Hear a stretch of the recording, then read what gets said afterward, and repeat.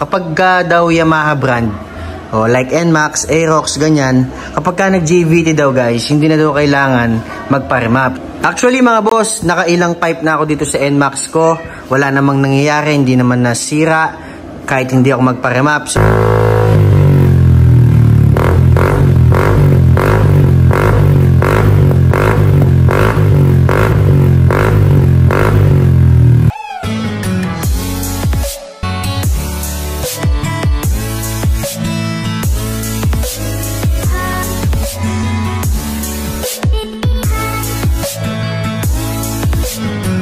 yun, what's up guys? Welcome back dito sa ating YouTube channel. So for today's video mga boss, pag-uusapan naman natin kung bakit hindi na ako nagpa-remap nung nag-install ako ng JVT version 3 adjustable dito sa aking NMAX V2. So tara guys, pag-usapan na natin yan. Let's go! So yun na nga guys, isa sa rason kung bakit hindi na ako nagpa-remap nung nagpalit ako ng JVT version 3 dito sa aking NMAX. Kasi guys, base sa mga research ko, base sa mga comments na nababasa ko, kapag daw Yamaha brand, like NMAX, Aerox, ganyan, kapag ka nag-JVT daw guys, hindi na daw kailangan magpa-remap. So isa yun guys sa rason kung bakit hindi na ako nagpa-remap. At isa pa mga boss, sa pangalawang dahilan kung bakit di na talaga ako nagpa-remap dito sa aking NMAX V2, kasi guys, ayoko talagang pakialaman yung pagiging stock ng motor. So gusto ko lang talaga mag-pipe para lang kahit papano may tunog yung motor ko. Pero kahit siguro i-advise na magpa-remap ako, talagang hindi pa din ako magpapa-remap guys. Kasi guys, ayoko talagang pakialaman itong buong motor. Yun lang guys, ayoko talaga siyang ipa-remap, ayoko siyang ipagalaw. So yun guys, isa sa rason talaga kung bakit hindi na ako nagpa-remap. Actually mga boss, nakailang pipe na ako dito sa NMAX ko, wala namang nangyayari, hindi naman nasira kahit hindi ako magpa-remap. So unang-una guys, yung pipe na ginamit ko is yung MT8. So matagal ko din ginamit yun mga boss, mapapanood nyo yun sa mga vlog natin. All goods naman, hindi naman nasira yung motor natin. Tapos guys, pangalawa, tinry ko yung Apido version 4. Yun guys, talaga namang sobrang ingay nun guys. Hindi na din ako nagpa-remap dun guys. Tapos nagtry ako mag-JVT. Una guys, JVT, tapos binenta ko, tapos bumili ako ulit. So yun guys, sa lahat ng pipe na nagamit ko, hindi talaga ako nagpa-remap. So wala naman nangyari sa motor ko guys. At ang kagandahan dito, yung top speed niya is parehas lang din. Kahit nung nag-JVT akong una guys, kasi itong JVT na to, pangalawa na to guys eh. So meron akong mga video dyan guys sa YouTube channel natin. Panoorin nyo na lang kung gusto nyo balikan. So hindi ako nagpapa-remap mga boss. Tapos tinry ko yung top speed guys, all stock pang gilid, walang remap, naka JVT. Yung top speed niya mga boss, talagang same lang din sa stock. Siguro guys, kung i-compare yung JVT sa stock, siguro mas all goods pa din yung takbo ng stock, yung reading ng stock sa spark plug. Pero overall guys, kung itatry mo lang naman tong JVT, wala naman talaga magiging problema eh. Pero depende yun guys pero hindi kasi pare-pares kasi ng guys, ng nangyayari sa motor. Yung iba daw kapag ka nag-JVT, humihina yung takbo. So i-limit nyo lang kasi guys yung pagka-open ng JVT nyo. Ako guys, mid-setting lang. Hindi ako nag-full open, minsan lang kapag trip ko na medyo maingay yung motor ko. So ngayon guys, meron nga pala ako dito isang set. Nabili ko guys dito sa TikTok. So ang set kasi ngayon guys, nung panggilid natin, hindi pa talaga siya set. So nagpalit lang ako ng center spring doon. Tapos nagpalit lang ako ng 12 gram straight na flyball. Ngayon guys, may nabili ako dito sa TikTok. Ito siya mga bossing. Sa susunod na vlog natin mga boss, i-install natin to. Isang set na to guys. Ang tawag dito sa TikTok guys na nabilan ko yung shop is anti-dragging set. So ito siya guys, 1,000. Abangan nyo guys gagawa natin to ng video. Pero ngayon guys, di pa natin siya ilalagay. So ipapakita ko lang sa inyo yung next video natin. So ito siya guys, NMAX 1,200 RPM para sa center spring.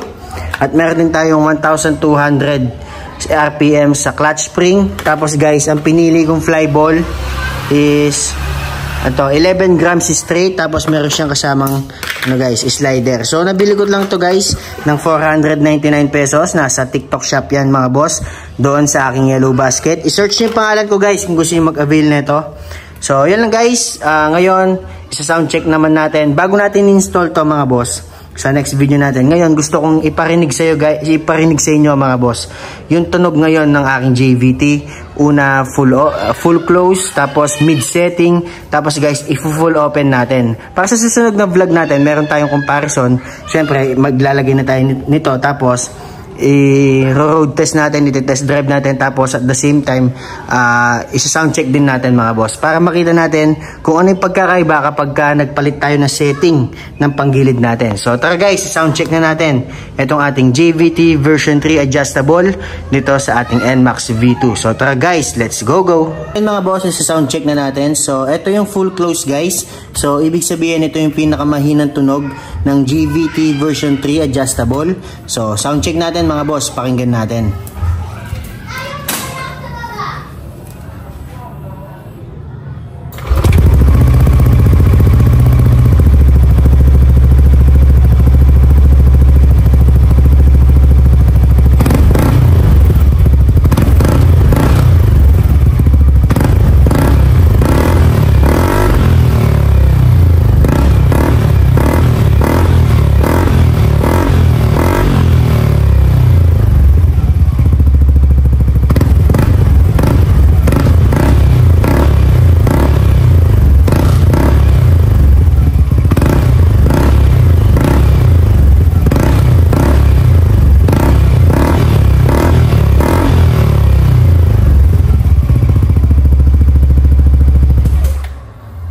So yun guys, yun yung sound ng full close. So parang wala na siyang tunog guys. Para na lang talaga siyang yung JVT na version 2 na long tip. So ganun yung tunog niya, para siyang walang ingay talaga guys. So ngayon guys, sound check naman natin yung mid setting. So tara guys, let's go. So yun mga boss, eto naman naka mid setting na tayo. So ibig sabihin guys, ito yung sound ng JVT na sakto lang yung lakas, hindi masyadong mahina, hindi masyadong malakas. So yung gitna lang mga boss, yung mid setting. So sound check na rin natin to mga boss.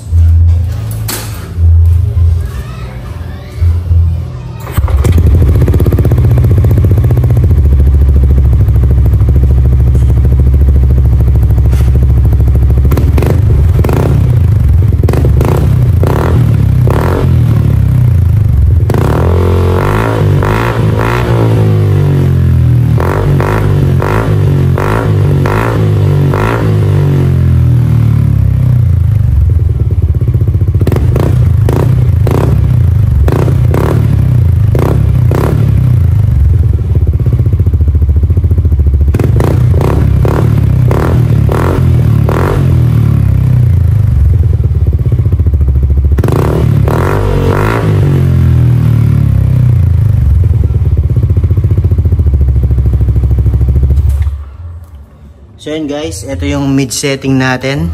So sakto lang yung tunog niya guys, sakto lang yung lakas, di masyado maingay, di masyado mahina. So saktong-sakto lang mga boss. Yun yung lagi kong setting mga boss. Mid setting lang, nasa gitna lang. Yung ginagamit ko lagi dito sa aking JVT. So try naman natin guys yung full open, yung pinakamalakas. Okay guys, i-sound check naman natin yung pinakamalakas mga boss. So ito na yun guys, naka full open na itong ating JVT version 3. So tara guys, let's go.